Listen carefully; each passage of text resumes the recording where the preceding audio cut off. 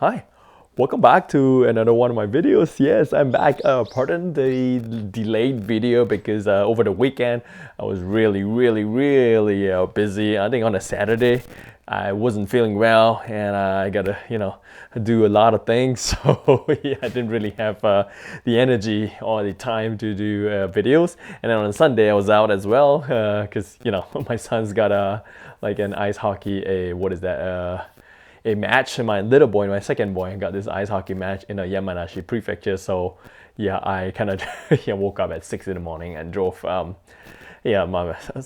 small section of my family to Yamanashi prefecture because my wife brought my little boy there on a Saturday night for his kitty match. So yeah, and then but that aside, I'm back. Yes, so every week I would try to give you guys the latest updates on the news trends and what's going on here in Japan from a local's perspective. I said it a lot of times in all my video from a local perspective. As a local, I mean a Singaporean based in Japan here for the past 20 years, 19 to be exact. So yeah, welcome back to my channel. Hey, I hope you guys are doing great wherever you are tuning in. Thank you so much for your support, for all you good folks who have been with me all these years, and for new people who happen to chance upon my channel by chance. I will continue. I would love to have your continued support going on forward. Okay, let's just dive right in. First piece of news, the biggest news last week in the first week of October will be, yes, the next Prime Minister of Japan. Finally, last week it was like a heavily contested. Five candidates were up for grabs to be the next Prime Minister of Japan. Personally, I like Mr. Koizumi. He's the son of Junichiro Koizumi, which was who was one of the ex-prime minister of Japan. He's like the Japanese version of Richard Gere with his long, beautiful, wavy hair. I kind of wanted his son to, be the next prime minister. He's like 44, 43, 44. It's a very a capable a man, and I liked him. But yeah, we got a different prime minister this time around, and congratulations to Takechi Sanai's son, who happens to be the first ever a female prime minister of Japan. Kudos to that. I don't really know much about this new prime minister of Japan, but when she goes online and when you hear her speak on TV, she has a very firm, a very confident, and very subtle a tone to her voice. So it makes listening to her speeches pretty interesting. Among the five candidates, there was this another young guy. He's aggressive and everything, but the way he gives out his speeches just doesn't relate to me. And then two other veterans, doesn't resonate with me as well. So yeah, welcome to Japan. Japan welcomes the very first ever a female prime minister. I hope there will be a lot more good things that she will bring to the LDP, the ruling party in Japan, and as well as make certain changes to the Japanese government and maybe society here in Japan in general. So yeah, I kind of welcome that as well. So that's the first biggest news last week. Yeah, a Takaichi Sanai-san won the candidates. Among the five candidates, she won the prime minister, the seat for the prime minister. So yeah, and second thing, the second big news that went down last week was there was a cyber attack on the servers or the technical system of Asahi Brewery, which makes a very famous Asahi beer. So basically, I think as of last night, there were no. The updates was they have not resolved the issue. So everyone in Japan, all the all the Asahi Brewery customers would not be able to order any more beer or other Asahi made products like sweets or like beverages or non-alcoholic drinks. Basically, the entire online system is being affected by a ransomware virus. So I don't know how they're gonna resolve it or if they're gonna pay the ransom to get it unlocked. But all the suppliers are running out of Asahi beer, which is has a very distinct taste and has a huge cult following here in Japan. So a lot of like shops and pubs and the end users that that kind of like what is that? Sells Asahi beer has to switch to other brands like Kirin, or I don't know, some other brand. What is it? Kirin, and then what is that? Yeah, some other brands of beers here in Japan like Sapporo, Kirin, and others as well. I don't know what happened, but yeah, seems like some of these big companies in Japan have not fully upgraded their security system, their online presence, so they're still vulnerable to a cyber attack. So that is unfortunate. And then the a third biggest news that was on the news last week, or more like last week and this week, will be a two trains collided, not really head-on collided. One empty train kind of was going back for like what is it, inspection or something, and then the driver kind of drove the train a little like too much over the speed limit, and then the fail-safe system kicked in and prevent the train from stop the train from moving, and then it's like this train was the train that was going back in this direction, and the fail-safe system kicked in, so the tail end of the train was kind of like sticking out of the track, where another train, a commuter train with a lot of passengers went by, and then one, two, three, I think three carriages kind of hit the tail end of the train that stopped, pam, pam, pam, pam. And then, yeah, I think nobody was reported to be injured, but basically that is one of the major train lines connecting other major networks going into downtown Tokyo. So I think a lot of people in Tokyo were affected. Apparently this train service kind of like has about a 100,000 users per day. So yeah, a lot of people were affected. Everybody was late for work for like I don't know, a couple of days now. The issue wasn't resolved as of last night, and all the news reports are like people queuing up for buses and whatnot.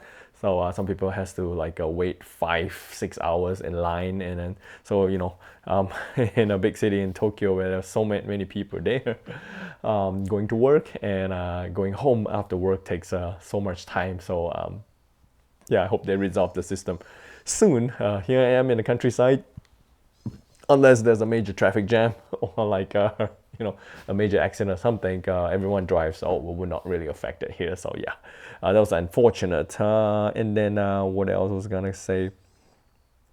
Oh yeah, that was the three biggest news last week. And then yeah, like recently, there's another like stabbing case in Tokyo. So there was yet another like a stabbing case and stabbing incident, like a murder here in Japan. So that was unfortunate as well. So I don't want to keep talking about those knife stabbing incidents. It's just really not really nice, not very good. And then like a lot of these small towns, city mayors are having like scandals and controversies popping up. Back then it was this what is that, Gifu ex-mayor or something that has been charged with sexual harassment, misconduct, and he's being re-elected. And then I think this time around in Gunma Prefecture, the lady city mayor that was elected like last year recently, was caught going to a Love Hotel with one of her subordinates, which is a married man, and she gave out a press conference that she visited the Love Hotel with the man to discuss like what is that, work-related matters away from prying eyes. So like of all the places you would choose a Love Hotel, and she said that she's clean, they didn't do anything like intimate, is purely work. But who is to believe her, who is not to believe her? And then another one is the Okinawa, in the town of Nanjo.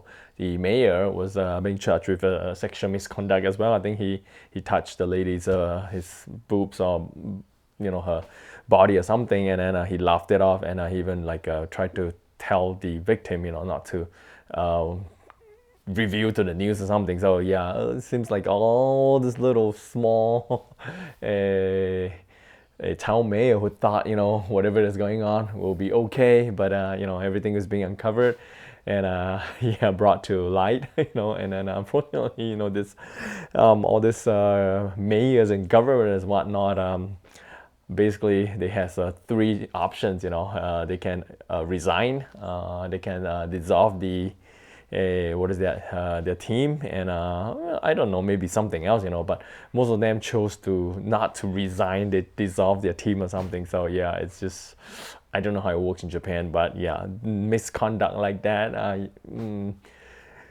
especially when you are a government official. You're supposed to do your job for the public, and then you have all this bad news. The best thing is to do is just resign. But when you resign, you are actually even when you don't confess, you are admitting to your guilt. So yeah, I don't know. It's just kind of sad and not really nice. So yeah, that's the big news from last week. That aside, I wasn't going to talk about. Hold on, I got one right here that I was going to talk about for a while. Hold on. What was I going to talk about? I can't remember. It was just on my mind. Oh yeah, bear attacks. Yeah, recently there's been a huge spike in bear sightings all around Japan, because I think this year we experienced really really hot summers. So now is autumn, so a lot of bears couldn't find like proper food in autumn before they go into hibernation in winter. So they are coming down to the residential areas to find like food. So a lot of this countryside places where people have like trees where they grow persimmon or like fruits, and the bear comes in. Even in downtown Tokyo, towards the suburbs of Tokyo, there were bear sightings that the bears were coming in and eating up the fruits and whatnot. And I think in a couple of separate incidents, I think a couple of people were like attacked by the bear, and unfortunately they lost their lives. So I think this year the government of Japan introduced a new rule that the hierarchy, the flow of events for the hunters to actually shoot the bear doesn't have to go through the tedious process in the past. As long as they has like proper jurisdiction, they can actually shoot the bear and kill it. So yeah, it's not like anywhere else, in other countries where you can actually legally own a rifle and shoot a bear. But here in Japan, it's just like regular folks like us. We don't have guns and whatnot, so we cannot shoot a bear and kill it. We have to leave it to the hunters, and then the judgment of the police, and then there have to be certain protocols cleared before they can actually shoot the bear. So I think one of the protocols is they have to ensure that there are no human lives around when they were, when they're about to shoot the bear. They have to make sure there's nobody around. So not, instead of killing the bear, they don't end up injuring another person or something, and then damage to the properties. And in the event that if they shoot the bear, someone got injured through a stray bullet or something, who's gonna be responsible? There's still all this thing going on.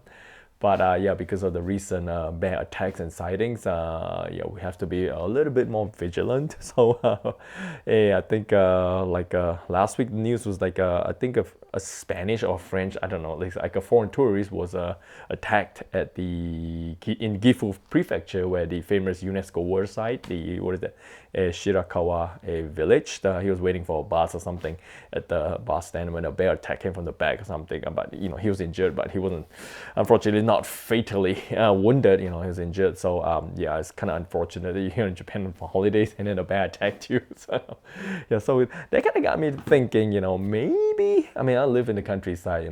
Even though I cannot say for 100% that I would not have bears encounter around my area, but because my house where I am is separated by a main road that crosses the town, and this road is like crowded 24/7, except late at night where the cars doesn't travel. But basically, yeah, it's a very busy road, everyone uses it. So yeah, I think there will be at some point in time where there will be bears around here. I mean, bears are everywhere. I mean, I live next to like a Mount Osama, the giant mountain, and it's a lush forest and greenery there. I'm sure the bears will come down and find food. So it got me thinking, maybe I might want to get something, to bring with me when I'm out there taking short walks around my house or something. So yeah, I was thinking of getting a trekking pole.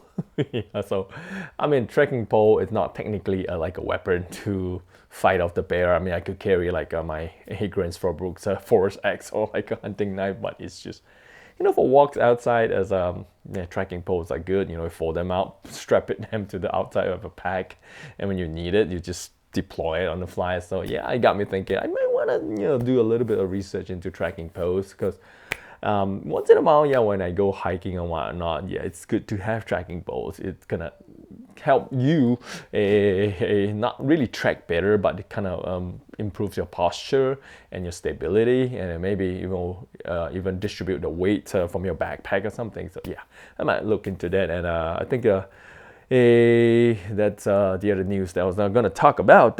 So other than that, not a lot of big news last week. Yeah, not a lot. Just basically a lot of awesome news. In the weeks prior, but yeah, basically these are the news. I hope you guys are doing great wherever you are. So today's video is gonna be a little bit short, and then coming out, yeah, now today's raining, so I think this week going on forward, we're experiencing like where I am a proper autumn. So now today's raining, the maximum temperature is like 14 degrees. I think the lowest temperature is like 11 or something, so it's really really cooling. And yeah, I'm not really working this week, so yeah. That's I got more time to do videos for you guys. So yeah, let me know what do you guys want to see in my future videos. I'll continue to make videos like that for you guys. And I think I might want to do it separately because this style of video I'll probably be doing more on like news and updates and gadgets and whatnot. But when I do a review of personal items that I get, I don't want to lump it together. I do it separately. So yeah. That's the way going forward. I think yeah. So now it's October. Yeah, in October, it's usually one of the best months here in what is that, in Japan, because October, other than the big cities like Tokyo and Osaka and Kyoto and everywhere else, in the countryside usually where the high elevation, where the mountains are, it's usually pretty cooling, really nice weather. So you try to catch the autumn colors and whatnot. And also, Halloween is like a very big thing here in Japan. So every year during this Halloween October season, I would usually check out like a Halloween exclusive offered by Japanese stores here. Basically, if you're a huge fan of Disney, Halloween is a good time to visit Disneyland here in Tokyo, because in an entire year, during the Halloween period is the only time you can get to cosplay and dress up in your favorite Disney characters and visit the Disneyland, Tokyo Disneyland. Any other seasons, I don't think you're allowed to do that. And during Halloween season, usually they have Halloween exclusive items. I personally like the Halloween exclusive items because I think I visited Disneyland during Halloween. I think the first time I actually visited Disneyland, I think it was during Halloween or something. I can't remember. And I got like their Disney ghost character or something. It's really, really cute. So yeah, I kind of like that as well. But I'm not like a repeater. I don't go to Disneyland every year for Halloween. It's just yeah, been there, done that, move on. But so for some folks, they visit Disneyland every year because it's just here in Japan. It's very different. So other than that, Starbucks in Japan has new offerings for drinks and what is that? Their tumblers and cups as well have a limited edition Halloween Japanese Halloween stuff, so you might want to check that as well. And I think in the previous video I talked about donuts. Mr. Donuts has a Halloween version, and I think that's about it. And I think I pre-ordered the Ghost of Yote. It's on its way here, even though it was released on October 2nd online. I didn't get it online because I didn't know the language, because I didn't want to get it online. I want to get a physical copy because my PlayStation has this slot. So I ordered it, and apparently it's still being sent. It's on its way here, so I gotta wait like maybe 1 or 2 weeks after everyone else is playing before I can actually get to play it. So yeah, that's a bummer, but it is what it is. Here in Japan, what is that? I didn't get the Ghost of Yote here in Japan because I didn't know the language options, and thank God I didn't get it here in Japan because the options that was being available for the Japanese version is you play the game in English, but they only have English. They only have Japanese subtitles, or you play in Japanese with Japanese subtitles. But I want to play the game in English with English subtitles. So yeah, the one in Japan doesn't offer that. Thank God I didn't get the one in Japan. I got like an Asian version, something where I have multiple languages. But basically I like to play my games in English with English subtitles. I mean, that's how I roll. So yeah. So once it's here, I will probably not do a review like so many people doing reviews of Ghost of Yotei and whatnot, and so many gamers out there streaming the gameplay and walkthrough and whatnot. But just something that I enjoy doing during my free time. So other than that, I think I have another few videos that I'm gonna record after this. I'll be talking about certain stuff that I acquired, so you might want to check out those videos as well. So yeah, this is a short and sweet video for this week. I think that's it. I'll see you guys in the next video. Thanks for checking out my video. Take care. Bye.